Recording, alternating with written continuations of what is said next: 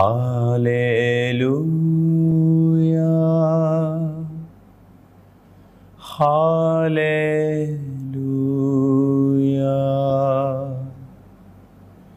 Hallelujah,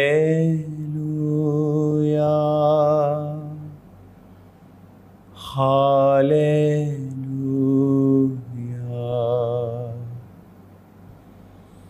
अपने हाथों को उठाओ राइट नाउ। आपके हाथ में जो ग्लोरियस पोस्टर, जो पम्फलेट आपके हाथ में है, उसे उठाओ। खुदाबंद इस पे अपनी आग बरसा, और जिन हाथों में है खुदाबंद उन पर भी तेरी आग उतरे। जब ये इनवाइट करें खुदाबंद इस ग्लोरियस मीटिंग के लिए, चर्च अपने हाथों को उठाओ। ये वही मीटिंग है जो अगस्त में 16 अगस्त, जिस दिन मैं परमेश्वर में आया और मेरे 21 साल खुदाबंद में कंप्लीट हुए हैं। और मेरा मानना है कि इस मीटिंग के बाद जो इस मीटिंग में शामिल होंगे, ब्रांचेस में होंगे, जो इस सेवकाई के साथ, इस ग्रेस के साथ जुड़े हुए हैं, मैं भविष्यवाणी करता हूं कि इस मीटिंग को बाद उनकी जिंदगी में ग्लोरियस चीजें घटित होंगी, ग्लोरियस महिमामय चीजें। जैसे यूसुफ के साथ महिमामय चीज हुई कि वो प्रधानमंत्री बना दिया गया, दाऊद के साथ हुई, मसा कर दिया गया, राजा बना दिया गया, यहूदा का, फिर उस पूरे इज़राइल का। मेरा विश्वास है कि जो इस मीटिंग में इसकी तैयारी के लिए प्रार्थना करेगा, बीजों को बोएगा, खास तौर पे आत्मिक रीति से जो तैयार रहेगा, वो ग्लोरियस चीजें अपनी लाइफ में होता हुआ इस सभा के बाद देखेगा। मेरे प्रभु, जितनों के हाथों में ये पम्फलेट्स हैं, आग से भर दे, इनके होठों को आग से भर दे। जब ये इन पम्फलेट्स को लेके जाएं खुदावन, तेरे नाम की जय जयकार हो, क्योंकि तूने मुझे बचाया खुदावन। ये तेरे ही नाम का प्रचार है। मैं अपनी वजह से, अपनी ताकत और कुव्वत और स्किल से बचाया नहीं गया, बल्कि मारा गया। तूने मुझे बचाया खुदावन।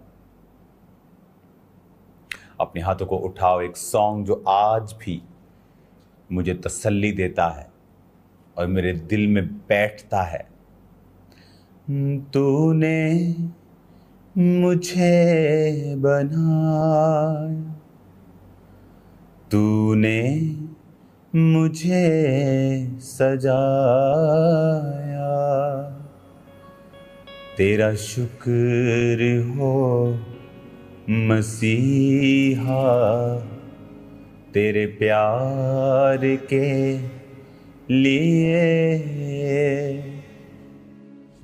तूने कलवरी पे मालिक मेरी गंदगी उठा ली, तुझे जान कर मसीहा, नहीं और कुछ तमन्ना,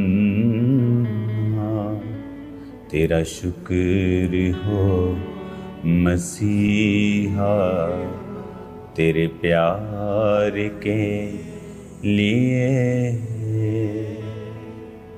अपने हाथों को उठाओ। मेरे परमेश्वर, तूने मुझे ये ग्लोरियस 21 साल दिए हैं खुदावन, और जो तेरी आत्मा ने बताया था 2025 शुरू होने से पहले, वैसा ही हुआ खुदावन। अब तेरी आत्मा ये भी बता रही है खुदावन कि अगला समय ग्लोरियस होगा, बहुत चमकने का नहीं बल्कि छा जाने का, ऐसा चमकने का कि आंखें देख ना पाएं, ऐसा चमकने का टाइम आ चुका है तेरे नाम में खुदावन। जो आपने कहा था वो पूरा हो रहा है खुदावन। वो मेहनत, वो फास्टिंग, वो प्रार्थनाएं आपने सुनी है खुदावन। मैं आपका धन्यवाद करता हूं इन दिनों के लिए, पास्ट के लिए जो आपने सुरक्षा दी, और फ्यूचर के लिए धन्यवाद करता हूं जो आप बड़े काम करने जा रहे हैं खुदावन। एक हाथ अपना शरीर पर रखे, एक हाथ से ये पकड़ के रखे। और खुदावंद जितने लोग आज तेरी प्रेजेंस में हैं, मेरे परमेश्वर, ये सब लोग तेरे ग्लोरियस कामों को देखने पाए, ये आशीषित हों, किसी अच्छी चीज की ने कमी ना हो, यीशु मसीह के नाम में। आमीन, आमीन, आमीन। तारीफ करो जोर से, जितनी हाथों में ताकत है खुदावंद के नाम के, जोर से जोर से जोर से। सब क्रूसेड्स के लिए, सब ग्लोरियस मीटिंग्स के लिए तारीफ करो खुदावंद। अपने हाथों को उठाओ, बैठ जाओ, अपनी बाइबल को उठाकर कहो, आज जो कुछ मैं सुनने जा रहा हूं, ये मेरी जिंदगी में 100 गुना फलों को लेके आए और अंधकार की शक्तियां इसे चुरा ना पाए मेरे पिता। प्रभु यीशु मसीह के पवित्र नाम में हम मांगते हैं, आमीन, आमीन। सब लोग अपने बाइबल को खोलेंगे और पहला शमूएल उसकी 17 अध्याय, उसकी अगर एक आयत को आप पढ़ेंगे, एक से लेके, मैं ये चाहता हूं कि आप इसे पूरा 58 आयत तक एक होमवर्क के रूप में पढ़ें। परमेश्वर के वचन की एक खासियत है, जिस तरह फूड की एक खासियत है। साइंस कहती है कि जब आप फूड को चबा चबा कर खाते हैं तो आपकी बॉडी उसे अच्छा एब्जॉर्ब करती है और बहुत सी बीमारियां नहीं लगती। उसी तरह से जब हमारी स्पिरिट का जो फूड है वो पवित्र वचन है। कई बार आपने देखा होगा कि आपके लाइफ में सब कुछ सही चल रहा है, पर एक अजीब सी बेचैनी आपकी लाइफ में है। वो बेचैनी आत्मा की भूख है, क्योंकि वो वचन ना पढ़ने की वजह से आपकी लाइफ में होती है। कई बार ऐसी बेचैनी होती है जब आप प्रार्थना नहीं करते और आप बाइबल नहीं पढ़ते, तो आपकी स्पिरिट जो है वो अनहैप्पी होती है और बेचैन होती है। और कुछ लोग बाइबल पढ़ते हैं फटाफट कि मुझे 5 अध्याय पढ़ने हैं। वो उन्हीं लोगों की तरह हैं जो फटाफट खाना खाते हैं और उनकी बॉडी पूरी खाने को अब्जॉर्ब नहीं करती, सोखती नहीं, बॉडी में कमी रह जाती है, विटामिन्स की डाइजेस्ट नहीं खाना होता, बहुत सी चीज़ें उन्हें सफ़र करनी पड़ती हैं। और उसी तरह से स्पिरिचुअल लोग भी जो फटाफट खाना खा लेते हैं, वो सोचते हैं 5 अध्याय मैंने पढ़ लिए, काम खत्म। वो उसी तरह के लोग हैं जो जल्दी में खाना खा लेते हैं लेकिन खाना पूरा पचता नहीं। तो ये भी नहीं कि आप सिर्फ 10 आयतें पढ़ें, बोले मैं आराम से पढ़ रहा हूं। अगर मैं आपको सिर्फ आधी रोटी खाने को दूं, बोलो आराम से खा लो, लेकिन चबा चबा के खाना, पर आधी से काम नहीं बनेगा। आपको जो आपकी खुराक है आपको लेनी पड़ेगी।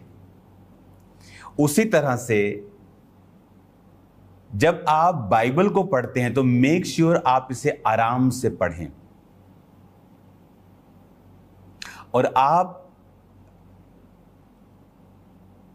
इसे आराम से पढ़ के इतने अध्याय पढ़ें कि आपकी कंप्लीट बाइबल 3 से 4-5 महीने के अंदर कंप्लीट हो जानी चाहिए। तो आज जब हम इस वचन को हम पढ़ेंगे, पहला शमूएल उसकी 17 अध्याय की एक आयत को। तब पलिश्तियों ने युद्ध के लिए सेनाओं को इकट्ठा किया और यहूदा देश के सोको में एक साथ होकर सोको और अर्जका के बीच में एपोसद्दीम में डेरे डाले। शाऊल और इजरायली पुरुषों ने भी इकट्ठे होकर एला नाम की तराई में डेरे डाले और युद्ध के लिए पलिश्तियों के विरुद्ध पांति बांधी। अब यहां पर एक तरफ पलिश्ती खड़े हो गए, एक तरफ इजरायली खड़े हो गए, और 4 में लिखा पलिश्तियों की सामने से गोलियत नामक एक वीर निकला जो गत नगर का था, जिसकी लंबाई 6 हाथ 1 बित्ता यानी 10 फुट के करीब थी। उसके सिर पे पीतल का टोप था, पत्थर का झिलम था जिसका तोल 5000 शकेल पीतल था। उसकी टांगों पर पीतल के कवच थे, उसके कंधों के बीच बर्शी। वो इतना जायंट आदमी था कि उसका जो पत्तल जो उसके सामने छाती पे जो ढाल लगाते थे वो 55 किलो की थी।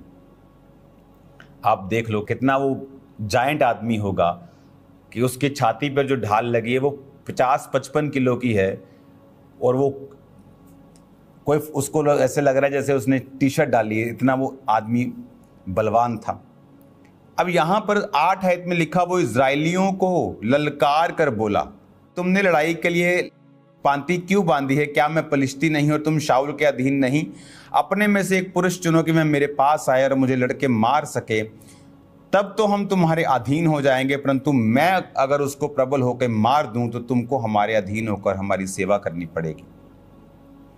फिर वह पलिश्ती बोला, मैं आज के दिन इजरायली पांतियों को ललकारता हूं कि किसी पुरुष को मेरे पास भेजो कि हम एक दूसरे से लड़ें। 11 आयत में लिखा, उस पलिश्ती की इन बातों को सुनकर शाऊल और समस्त इजरायलियों का मन कच्चा हो गया और वो अत्यंत डर गए। हमने ये स्टोरी बहुत बार सुनी है, लेकिन हर बार जब आप पढ़ते हैं पवित्र आत्मा की अगुवाई से आपको अलग समझ आता है। अब यहां पर सबसे पहले हम ये देखेंगे कि शाऊल और उसके लोग क्यों डर रहे थे। कुछ देर पहले जो शाऊल था वो बड़े बड़े राजाओं को मारकर, बहुत बड़े राजाओं को, माइटी जो किंगडम थे उन पर कब्जा करके वो अपनी सेना की अगुवाई कर रहा था। लेकिन एक घटना होती है जब शमूएल नबी उसे कहता है कि जा और अमालेकियों से लड़, और ये वही अमालेकी हैं जिन्होंने इजराइलियों की बात को ना सुन के उनसे लड़े थे। जब वो मिस्र से निकले थे तो उनकी बात को सुना नहीं था और उन पर हमला किया था। अब तू लड़ और इन्हें मार और कुछ भी रहने मत देना, कोई पशु कोई जानवर। पर वो गया और पशु अच्छे अच्छे छोड़ दिए अपने लिए, अपनी सेना के लिए। लोगों को ज्यादा खुश करने की फिराक में चला गया वो, कि सेनापति को 100 गाय मिल गई, पूरी पब्लिक 5-5 10-10 भेड़े लूट रही है, हर एक सैनिक के पास अच्छी लूट आ गई, सब खुश थे। अगर सैनिकों को खुश करो, यही तो लड़ना है, इन्होंने तो लड़ना है। और परमेश्वर ने क्या कहा था कि किसी अच्छी चीज को जीवित मत छोड़ना। अरे ये तो भैंस है, आज के हिसाब से बोलो 80,000 की भैंस है, अरे ये वाला तो 2 लाख वाला है, जानवर है, इसे संभालो, हमारे खजाने में ऐड हो जाएंगे, लोग खुश हो जाएंगे। लोगों को खुश करते करते कब वो परमेश्वर से हट गया उसे मालूम नहीं पड़ा। और यहां पर उस समय पोजीशन ये थी कि परमेश्वर शाऊल के संग था। कोई भी युद्ध आता था तो शाऊल उसे जीतता था। अब जब गोलियत के सामने वो आया, उस समय उसकी पोजीशन ये थी कि यहोवा का आत्मा उससे हट चुका था। और अगर आप 16 बाब को पढ़ेंगे, मैं आपको अगली मीटिंग्स में पढ़ाऊंगा कि सिर्फ यहोवा का आत्मा शाऊल पर से हटा ही नहीं था, परंतु यहोवा की ओर से एक दुष्ट आत्मा शाऊल के ऊपर आता था और शाऊल को घबराहट देता था।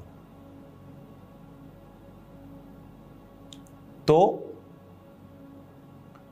इसका मतलब जब गोलियत उसके सामने आया, उसके ऊपर ना तो खुदा का आत्मा था, ना ही प्रभु उससे बात करता था, क्योंकि वचन कहता है संग्राम यहोवा का है। दाऊद क्यों अपनी हर एक लड़ाई को जीतता था? क्योंकि प्रभु से बताता था हर लड़ाई से पहले कैसे लड़ना है, किधर से जाना है, कब जाना है, किस पहर जाना है, रात सुबह दोपहर कैसे जाना है, कितने लोगों के साथ जाना है। लेकिन जब परमेश्वर का आत्मा उस पर से हट गया, क्यों? लोगों को खुश करने के चक्कर में। आज हम लोगों को खुश करते करते कब परमेश्वर को नाराज कर बैठते हमें पता ही नहीं चलता। रिश्तेदारों को खुश करते करते, ओ मैं प्रभु को मानूंगी तो मेरा पति नाराज हो जाएगा पूरी तरह से, मेरे रिश्तेदार नाराज हो जाएंगे, मेरा बेस्ट फ्रेंड मुझसे दूर हो जाएगा। और कब हम उस परमेश्वर से दूर हो जाते हमें मालूम भी नहीं पड़ता। यहां पर फिजिकली कुछ फर्क नहीं पड़ रहा है। जब उसने अच्छी अच्छी गाय बैल सब रख लिए तो फिजिकली कोई फर्क नहीं पड़ रहा है, सिर्फ बातें ही हो रही हैं कि प्रभु तेरे साथ है, अब प्रभु तेरे साथ नहीं है, लेकिन फिजिकली उसको कोई फर्क नहीं पड़ रहा। फिर कुछ दिनों के बाद दुष्ट आत्मा उसे घबराने लगता है। तो वो भी स्टोरी में मैं आपको अगले हफ्ते बताऊंगा किस तरह दाऊद चुना जाता है, और वो जब वर्शिप करता है तो दुष्ट आत्मा उसको छोड़ के चला जाता है जब जब वो वर्शिप करता है। और अब कंडीशन ये थी कि जब गोलियत उसके सामने आया तो वो उसको ललकारता है और शाऊल डरता है। आदमी को पहले मालूम नहीं होता कि वो लोगों को खुश करता जा रहा है, इसका नुकसान क्या होगा। और जब प्रभु का आत्मा निकल जाता है और शैतान जब रियल अटैक करता है आपकी लाइफ के ऊपर, अब जिनको वो खुश कर रहा था शाऊल, उन्हीं पर अटैक हो गया। तो अगर राजा मरता तो प्रजा भी मरती है, सैनिक भी मरेंगे लाखों की तादाद में।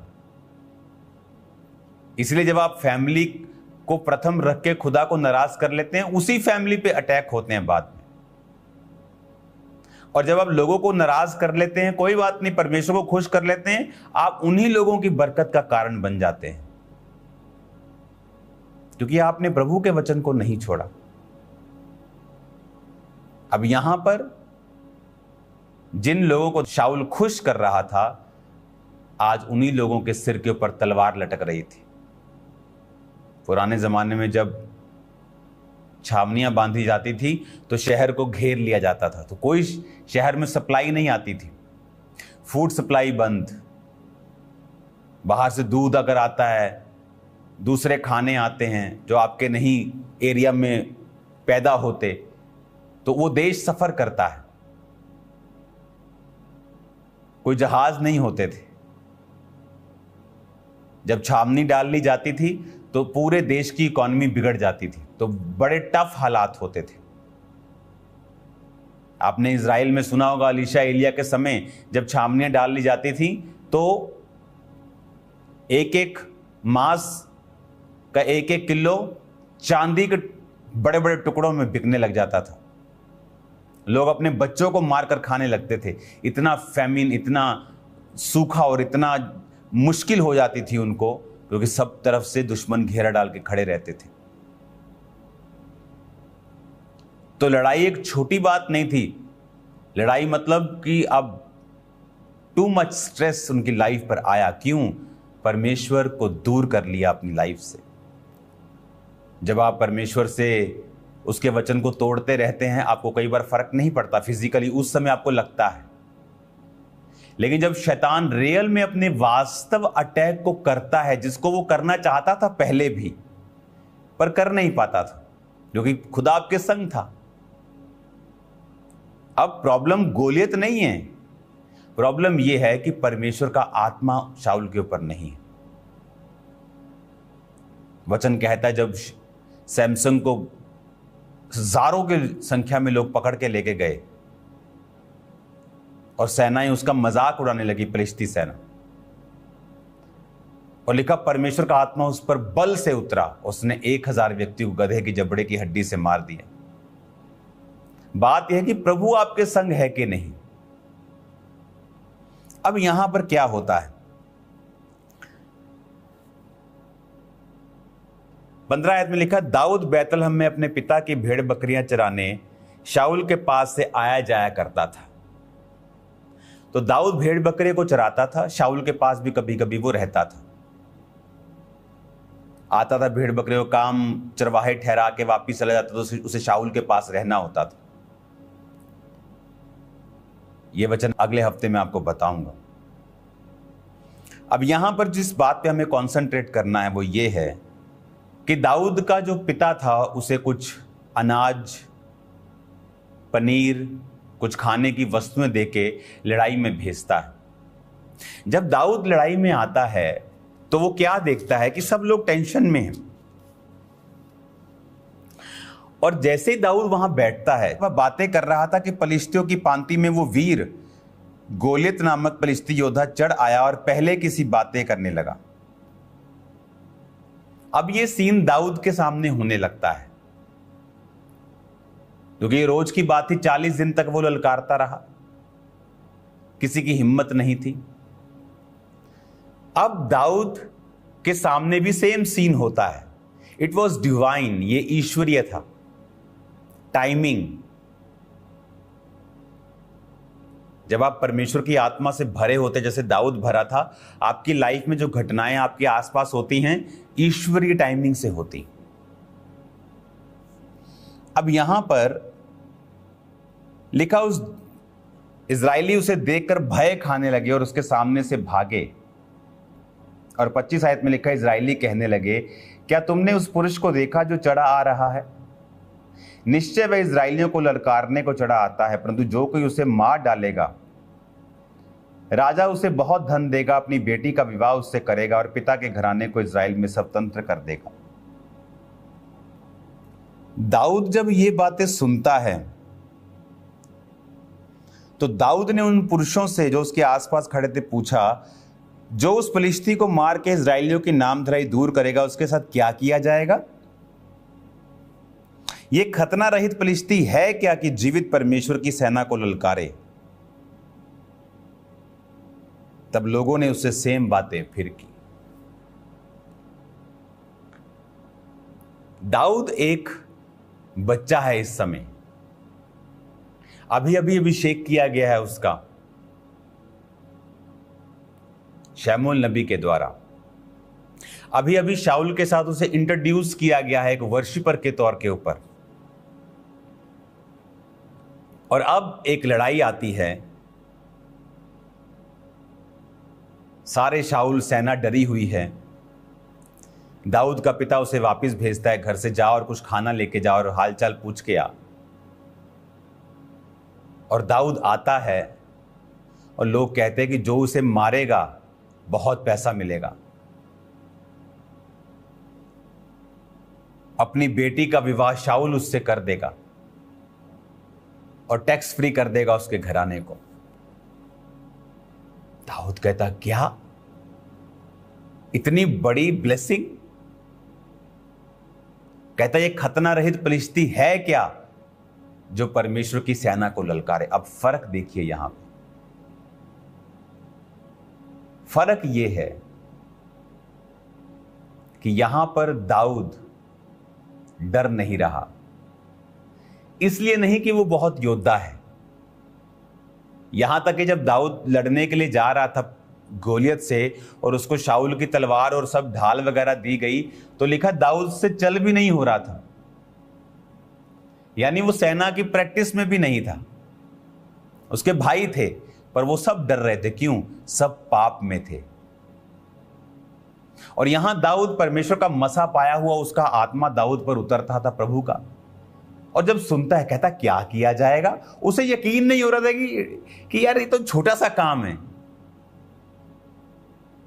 वो फिर पूछ रहा है बार बार, जब लोग पूछ रहे थे कि उसको ये मिलेगा, ये मिलेगा, ये कहता क्या किया जाएगा?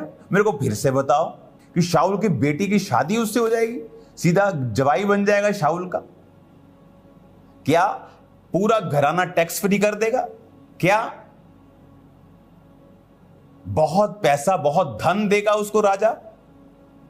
उसे यकीन नहीं, it's too good to be true. कहता दोबारा बताओ मेरे को जरा। कहता ये खतना रहित फलिश्ती है क्या जो परमेश्वर की सेना को ललकारे? एक दलेरी, एक अंदर से फायर जो उस व्यक्ति में कभी नहीं आ सकती, जो परमेश्वर से दूर है। एक धर्मी, एक पापी। दोनों चल रहे हैं, दोनों चर्च भी जा रहे हैं, पर एक प्रभु की प्रेजेंस में वफादार है और एक वफादार नहीं है। लेकिन दिखने में सेम है, गाड़ी में वो आ रहा है, गाड़ी में ये आ रहा है, सब कुछ सेम है। लेकिन एक समय आता है जब शैतान अटैक करता है और जो परमेश्वर से दूर है वो घबराता है, वो भागता है, वो डरता है, उसको कोई रास्ता नजर नहीं आता। लेकिन जो प्रभु के नजदीक है, सेम मुसीबत, सेम कैटेगरी, 100% वही मुसीबत जब उसकी लाइफ में आती है, वो जानता है परमेश्वर उसके साथ है, वो जानता है यहोवा उसके संग है, वो जानता है शैतान का उसके जीवन पे कोई अधिकार नहीं, वो जानता है ये बीमारी, ये गरीबी, ये श्राप, ये मुसीबत, ये कोविड, ये मेरे लिए नहीं है, यीशु मसीह के नाम। आमीन। कहां थे कोविड में खामरा चर्च? आज भी इंटरनेट पे फोटोज देखो, पहले दिन से जब लोग अंदर थे, हम सड़कों के ऊपर थे, ले हैंड कर रहे थे लोगों के ऊपर, कोविड वाले लोगों के ऊपर।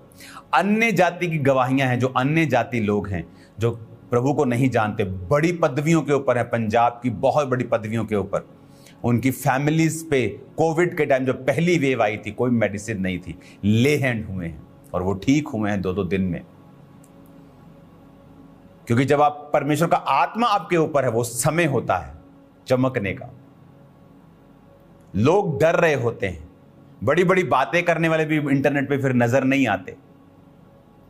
लेकिन उस समय दाऊद को पता था कि यह मुसीबत खुदा की ओर से है। दाऊद की लाइफ का बिगेस्ट ब्रेक थ्रू गोलियत को मारना था।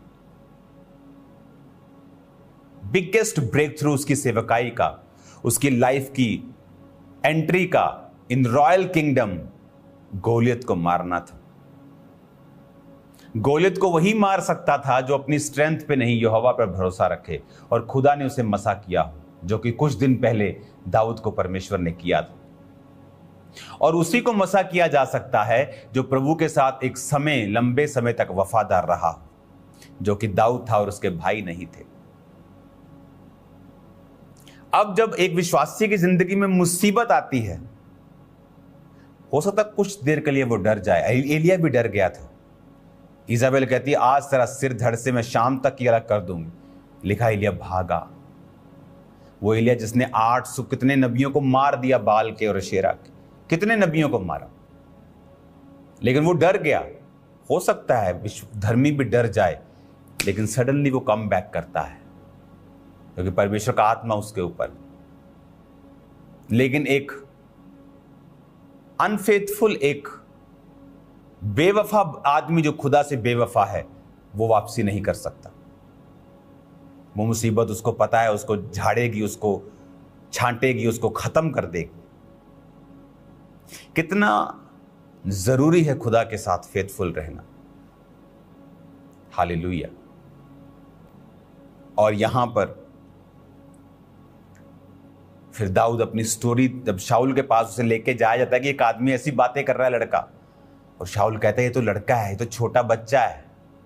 कहता नहीं नहीं नहीं, जब मेरा बाप मुझे भेड़ बकरे को चराने भेजता था और शेर भालू मेरी भेड़ों को चुराता था, तो मैं उसके मुंह से अपनी भेड़ चुरा लेता था। एक लड़का यंग बता रहा है कि मैंने शेर को मारा है, भालू को मारा है। 5 लोग भी शेर को मार नहीं सकते हैं। भालू आदमी से दुगना तेज भागता है, शेर तो चलो आगे की बात है। ना आदमी है भालू से लड़के जीत सकता है, ना शेर से लड़के जीत सकता है। 16 साल का लड़का ऐसा कैसे बोल सकता है? वफादारी। जब आप प्रभु के साथ फेथफुल होते हैं और सडनली कोई चीज आप पे अटैक करती है, परमेश्वर का आत्मा आप पर उतरता है। आपके अंदर एक अजीब सी दलेरी होती है कि मैं इसको पार कर लूंगा, मैं गो थ्रू कर जाऊंगा। ये मुझे चमकाने के लिए आई, ये मुझे मारने के लिए नहीं आई। लेकिन वो वफादारी उसके पीछे की सपोर्ट, कारण, रीजन उसका नींव है। ऊंची बोलने से शैतान भागेगा नहीं अकेला,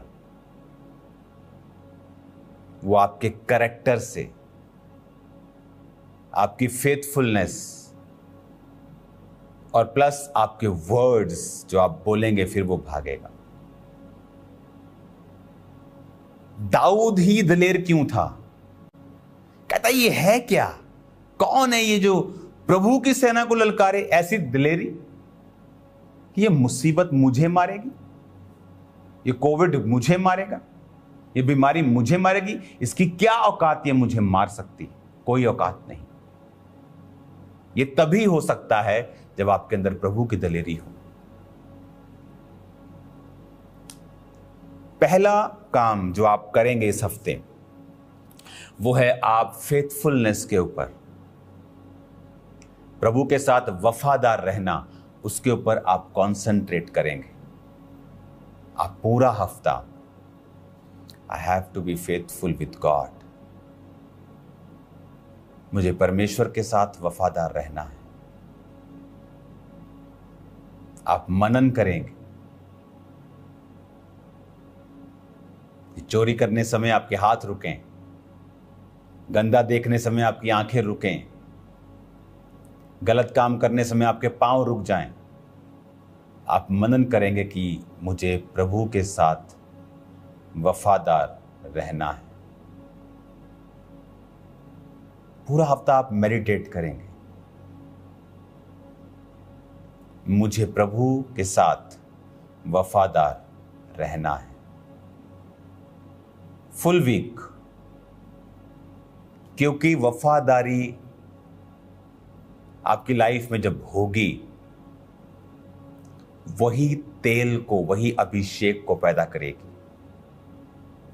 जब अभिषेक होगा तो दलेरी होगी, जब दलेरी होगी शैतान आप पर काम नहीं कर पाएगा। तो अगले हफ्ते से जो टीचिंग सीरीज स्टार्ट होगी और आप एक वंडरफुल ब्लेसिंग को अगले हफ्ते देखने वाले हैं। वंडरफुल ब्लेसिंग, आपका दिल गदगद हो जाएगा। सरप्राइज है आप लोगों के लिए। तो अगले हफ्ते प्रभु भोज भी होगा, सरप्राइज भी होगा। अगस्त का महीना एक ग्लोरियस शुरुआत को लेके आएगा हमारी लाइफ में, जो हमने पहले कभी नहीं देखी। तो तैयार रहो और इस पूरा हफ्ता आपको कंसंट्रेट करना है, मनन करना है। किस चीज के ऊपर? वफादारी के ऊपर, कि मुझे फेथफुल रहना है पिता के साथ। वचन को पढ़ो, फॉलो करो, कोई जानबूझ के पाप मत करो, लोगों से मत डरो, पीपल प्लीजर, लोगों को खुश करने वाले मत बनो, खुदा को खुश करने वाले बनो। क्योंकि जिनको आप खुश कर रहे हैं वो भी एक दिन शैतान के अटैक के नीचे होंगे। आप तो मरेंगे, वो भी मरेंगे। लेकिन जब आप गॉड प्लीजर होंगे, खुदा को खुश करेंगे, वो लोग भी बचाए जाएंगे जो आपका विरोध करते हैं। तो रेडी रहो, पूरा हफ्ता फेथफुलनेस को ढूंढो, फेथफुलनेस में रहो, मनन करो कि मुझे परमेश्वर के साथ वफादार रहना है। आपकी लाइफ सेम नहीं होगी, आपकी लाइफ सेम नहीं होगी, जिंदगी सेम नहीं होगी यीशु मसीह के नाम। उठाओ अपने हाथों को, सब जन खड़े हो जाओ। जब आप इस मास प्रेयर में जाएंगे, यहोवा का आत्मा आज बहुत से रोगियों को चर्च में चंगा करेगा।